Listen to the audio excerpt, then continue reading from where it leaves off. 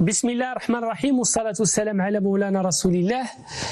Ravi de vous accompagner cette séance-là, qui sera la continuité de la séance précédente, relative à la méthodologie juridique et en plus particulier la méthodologie juridique en matière de droit pénal spécial. Donc, la dissertation, il reflète un intérêt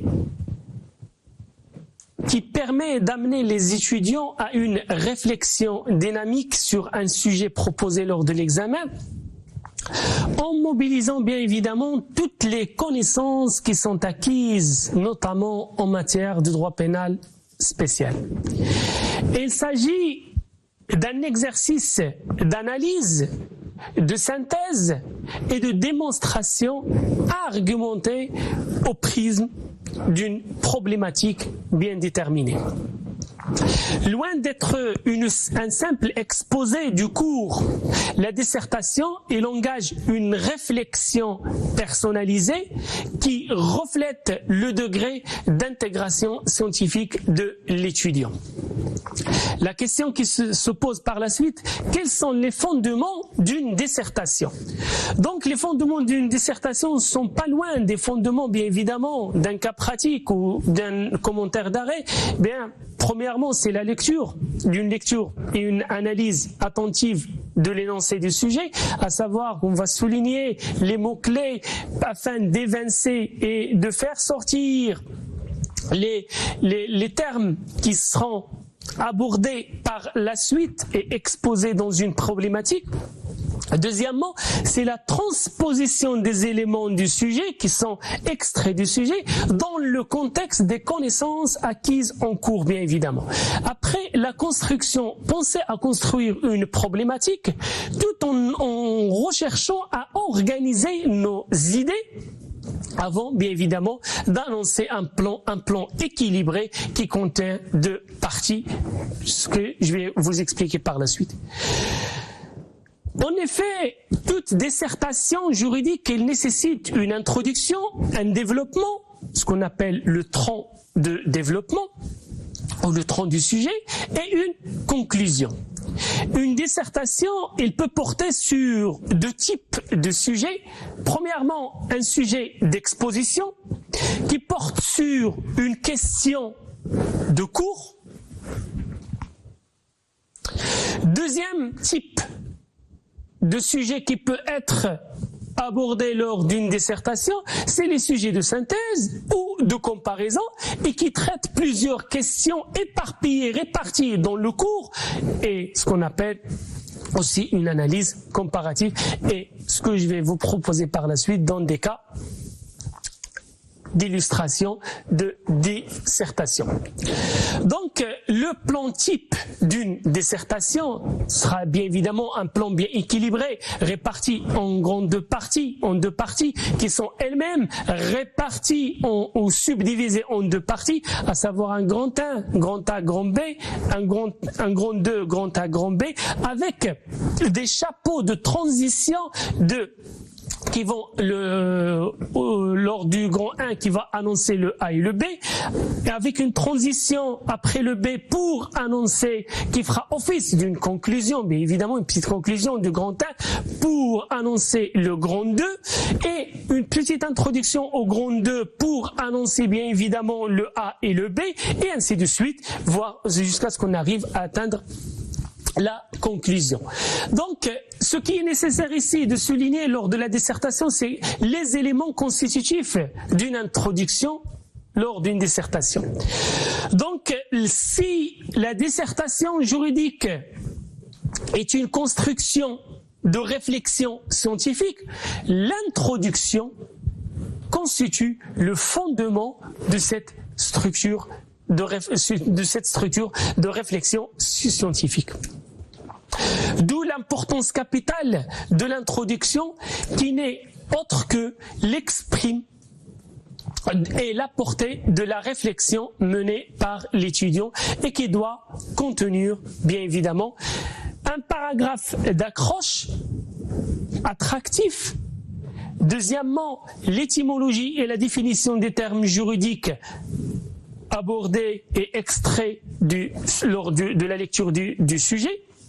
Troisièmement, le contexte et l'évolution historique. Quatrièmement, l'intérêt et la portée des sujets, à savoir l'intérêt théorique, pratique et mixte.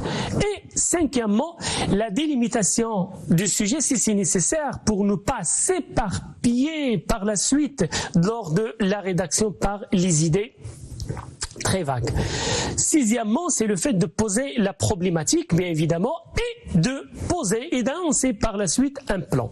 Quant à la conclusion, c'est pareil, comme je l'ai dit tout à l'heure.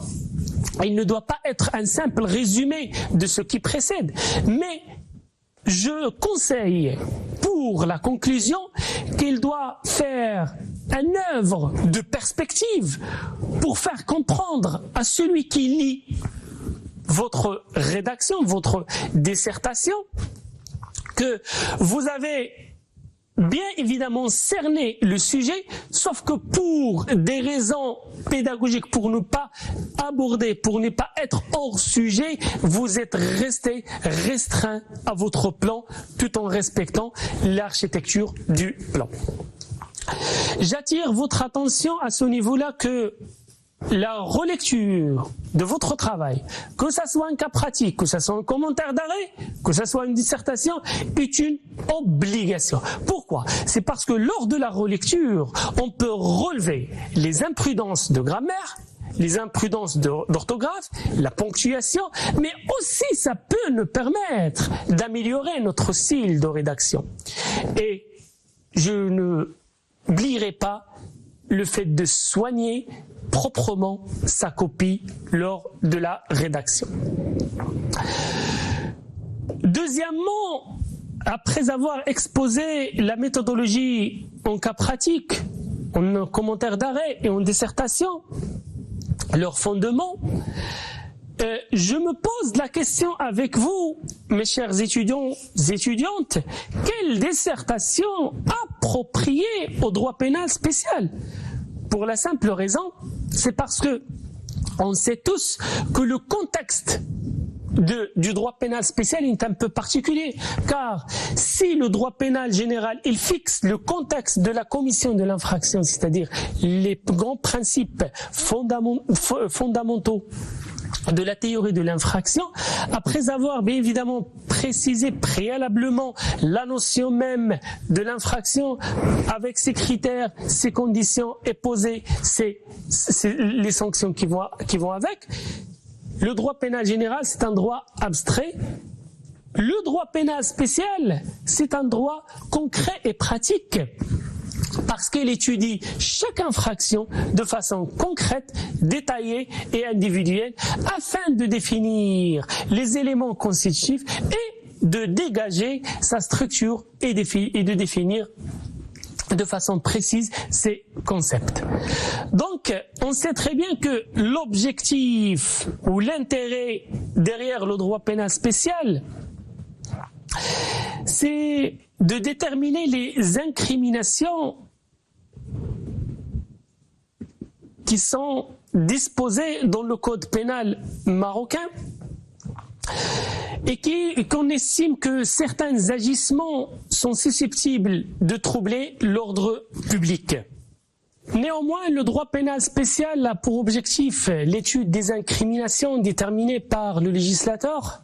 Dès lors que celui-ci estime que certains agissements, que certains comportements, que certaines activités sont susceptibles de causer un trouble à l'ordre public.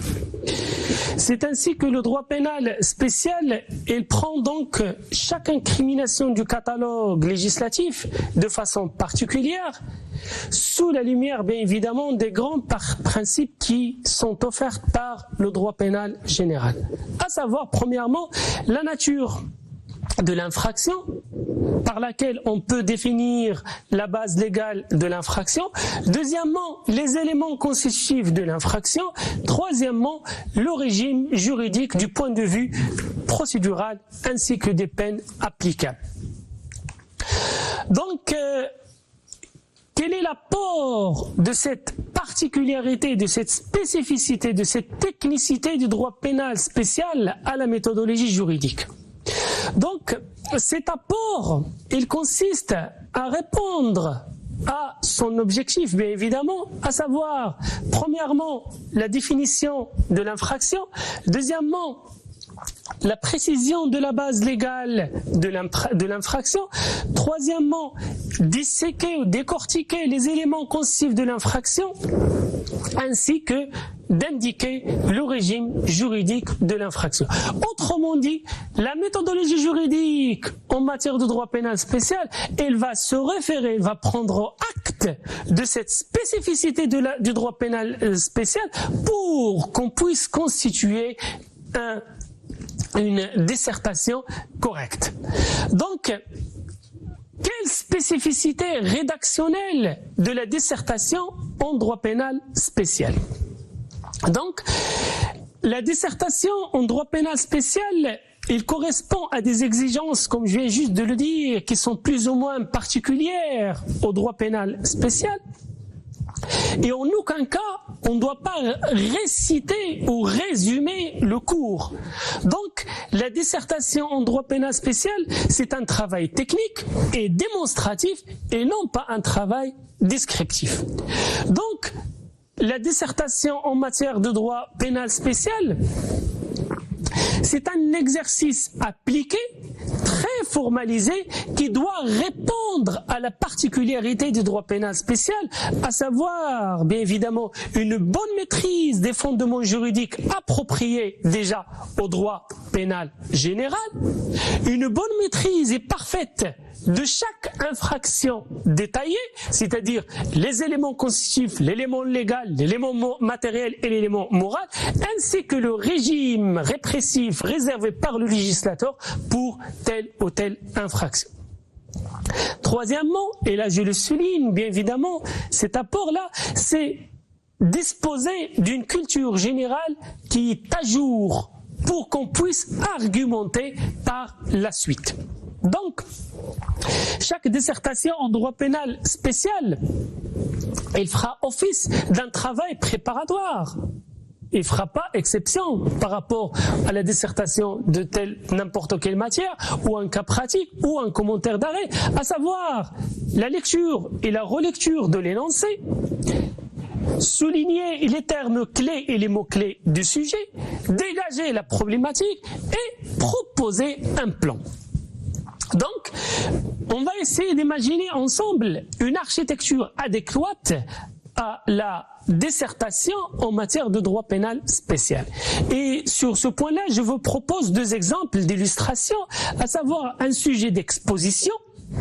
On va prendre l'exemple type du blanchiment de capitaux et par la suite un sujet de synthèse et de comparaison. Donc, premièrement, l'architecture de la dissertation en droit pénal spécial.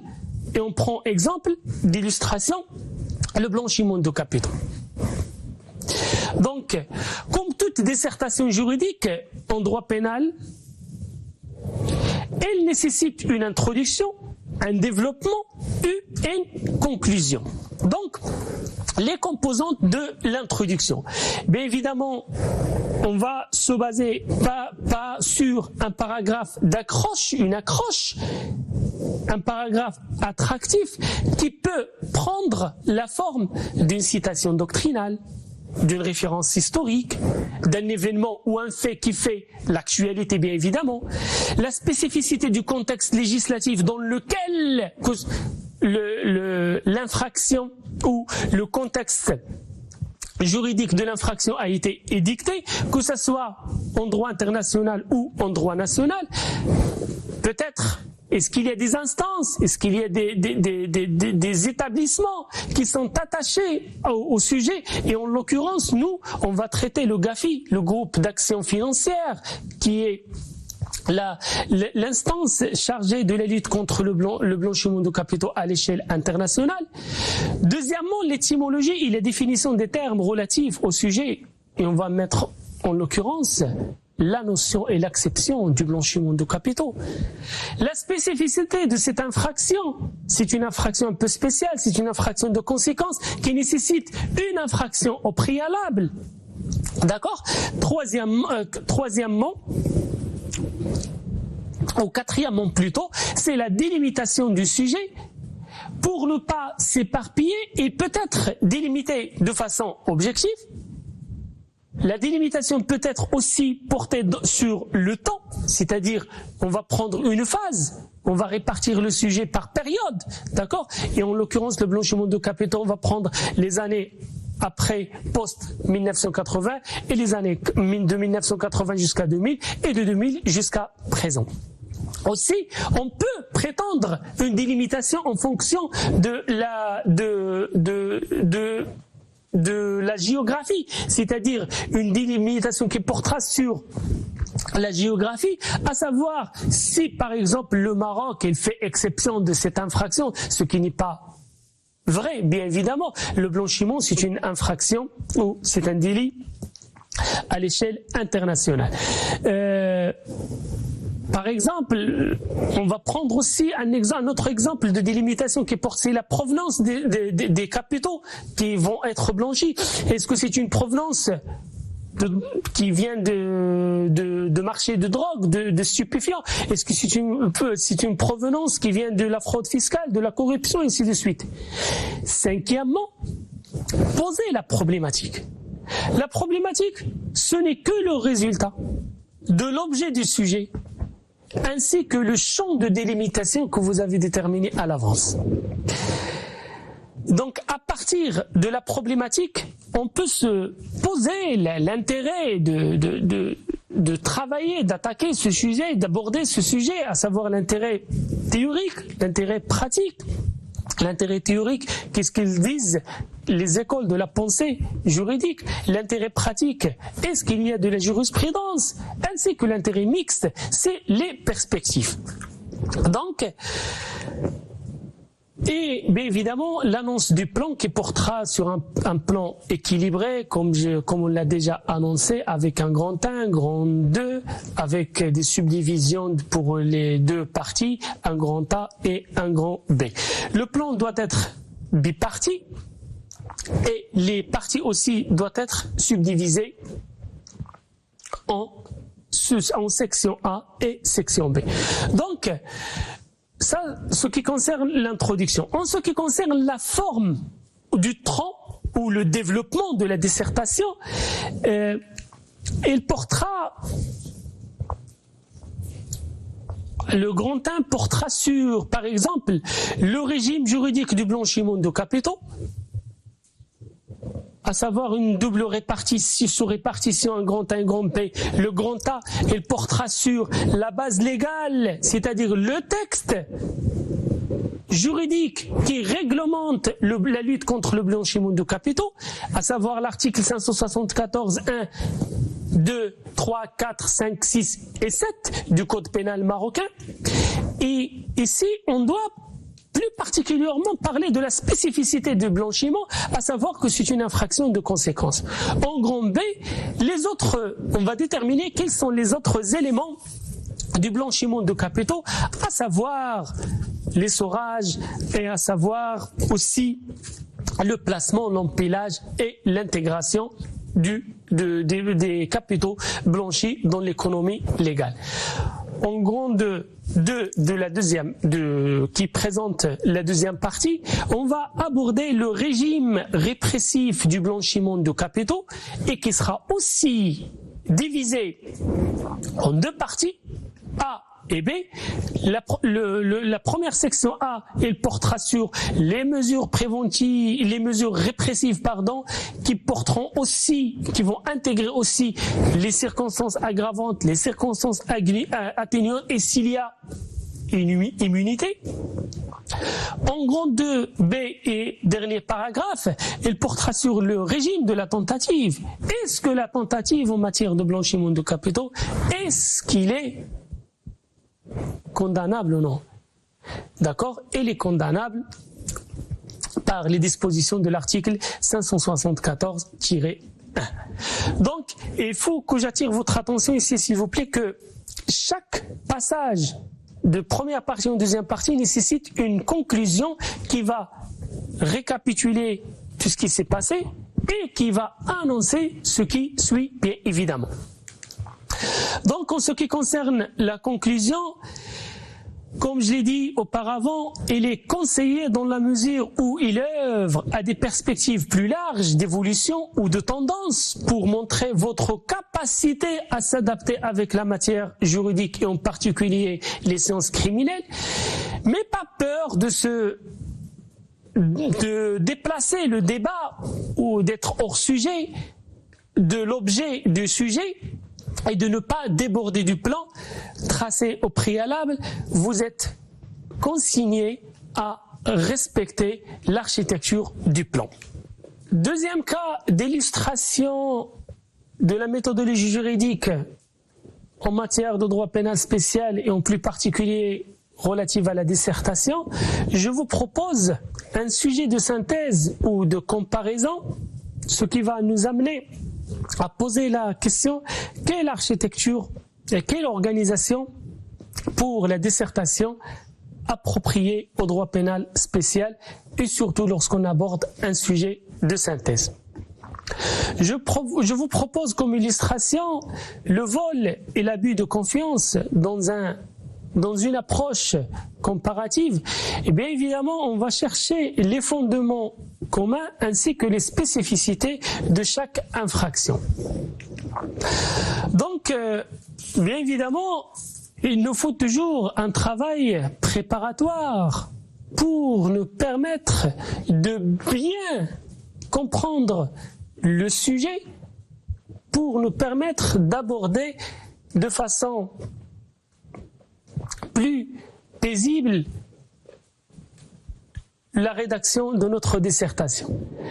Donc, une lecture et une relecture avec une analyse attentive, il est nécessaire et conseillé. Le fait de relever les mots qui vont nous permettre, ou les termes qui vont nous permettre qu'il y a deux infractions, c'est-à-dire une comparaison, c'est-à-dire une synthèse, c'est-à-dire deux infractions qui sont éparpillées, qui sont distinguées dans le cours. Et troisièmement, la transposition des éléments juridiques relatifs à chaque infraction dans le cours, bien évidemment, pour nous permettre de dégager par la suite une problématique. Et ça, tout en cherchant à s'organiser dans nos idées. Et bien évidemment, la dernière phase, c'est de réfléchir à un plan adéquat, à un plan équilibré et qui contient bien évidemment les éléments de réponse.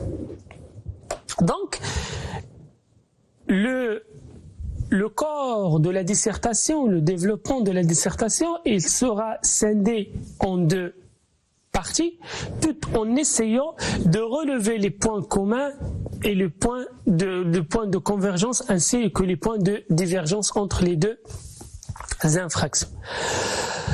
Donc, comme je viens de le citer, je vous propose comme illustration la comparaison entre le vol et l'abus de confiance. Notre plan sera scindé en deux parties, grand 1, grand 2. La première partie portera sur les fondements du régime juridique du vol et de l'abus de confiance. Avec une introduction, là on va aborder ces deux infractions dans leurs principes et fondements généraux, et par laquelle on va annoncer bien évidemment les deux paragraphes. Le premier paragraphe A qui portera sur la base légale, c'est-à-dire le texte légal, le texte juridique de référence pour chacune des infractions, à savoir en l'occurrence l'article 505 relatif au vol et l'article 547 relatif à l'abus de confiance. Et ici, il faut faire la part des choses, que le vol, c'est une appropriation frauduleuse par appréhension, alors que l'abus de confiance, c'est une appropriation frauduleuse par détournement. Ce qui fait bien évidemment la différence est entre les deux infractions. Dans un grand paragraphe qui suit, un grand B, les autres éléments constitutifs de chacune des infractions, à savoir l'élément matériel, l'élément moral. Et l'élément matériel, ici, on va faire référence à la possession et à la dépossession. À savoir que le vol, l'auteur, il s'approprie de façon frauduleuse par appréhension. Alors que l'abus de confiance, l'auteur de l'abus de confiance, il dispose à l'avance de la chose qui fait l'objet de l'abus de confiance. Bien évidemment, on peut parler ici des infractions voisines ou des infractions spéciales pour chacune des infractions majeures et qui fera une espèce de transition pour la deuxième partie. La deuxième partie, bien évidemment, elle portera sur le régime répressif, que ce soit du vol ou pour l'abus de confiance. Les mesures répressives, on va parler qu'elles dans un grand tas, on va aborder bien évidemment les circonstances aggravantes, les circonstances atténuantes et les circonstances d'immunité, s'il y en a d'immunité. Et bien évidemment, la tentative. À savoir ici, la tentative dans un grand B, dans un grand paragraphe B, c'est un point de divergence. À savoir que la tentative en matière de vol, elle est condamnable. Alors que, en matière d'abus de confiance, elle n'est pas punissable par la nature de la chose. C'est parce que l'auteur de la chose, il la détient. Et on ne sait pas qu'est-ce qui se passe dans l'esprit, dans le profond de l'esprit de la personne. Donc la tentative, elle reste impunissable en matière d'abus de confiance. Pour la conclusion, bien évidemment, comme je l'ai toujours dit, il est conseillé d'avoir une décision. Je suis du genre qui défend la conclusion, l'incorporation de la conclusion dans chaque dissertation, dans chaque cas pratique et dans chaque commentaire d'arrêt.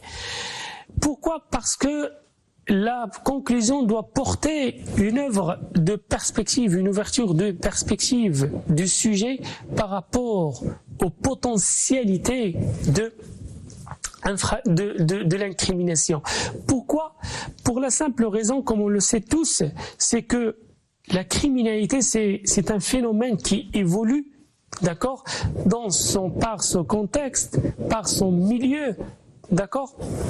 C'est pour cela que la conclusion, elle est conseillée à être abordée par nos étudiants. Donc, pour récapituler, la dissertation en matière de droit pénal spécial, elle peut porter sur deux sujets, un sujet d'exposition et un sujet de comparaison ou de synthèse. D'exposition, lorsqu'on va aborder une seule infraction, et là on va répartir la dissertation en deux grandes parties, et chaque partie sera subdivisée en paragraphes. Et la première partie, là, on va aborder le régime juridique. La deuxième partie, on va aborder le régime répressif. La première partie dans laquelle on a abordé le régime répressif, on va être amené à dévoiler le texte réglementaire, le texte de référence de l'infraction, et par la suite, on va essayer de décortiquer, de disséquer les autres éléments constitutifs de l'infraction, à savoir l'élément matériel et l'élément moral. Après, il va y avoir un paragraphe de transition, une conclusion de transition par laquelle on va annoncer le grand E2, la deuxième partie, et qui portera elle aussi sur deux paragraphes. Le premier, il sera dédié au régime répressif, c'est-à-dire les sanctions qui sont réservées par le législateur à une telle infraction, ainsi un grand B, le régime de tentative relative à l'infraction. Sans oublier que le régime répressif, il doit soulever les circonstances aggravantes ainsi que les circonstances atténuantes et les éléments d'immunité de l'infraction. Ce qui fait que le deuxième cas d'illustration, on a abordé le sujet qui porte sur une synthèse, une comparaison, et je vous ai proposé l'abus de confiance et le vol, c'est-à-dire on va rechercher les points de convergence et les points de divergence des deux sujets. Et il portera aussi sur une architecture bipartie, à savoir un grand 1, un grand 2. Le grand 1 dans lequel on va aborder le régime juridique des deux infractions, et dans lequel on va incorporer bien évidemment le texte légal, le texte de référence, ainsi que les autres éléments constitutifs de l'infraction, que ce soit du vol ou que ce soit de l'abus de confiance. Il y a une nette distinction entre les deux éléments, surtout en matière d'éléments matériels, et surtout aussi en matière d'éléments de l'intention criminelle. La deuxième partie, il sera dédié à déterminer le régime répressif relatif au vol ainsi qu'à l'abus de confiance, et qui sera réparti en lui-même en gros 2 paragraphes, à savoir le régime répressif qui portera sur les circonstances aggravantes, atténuantes et l'immunité, ainsi que le régime de la tentative. Il y a une nette différence, sans oublier bien évidemment la conclusion.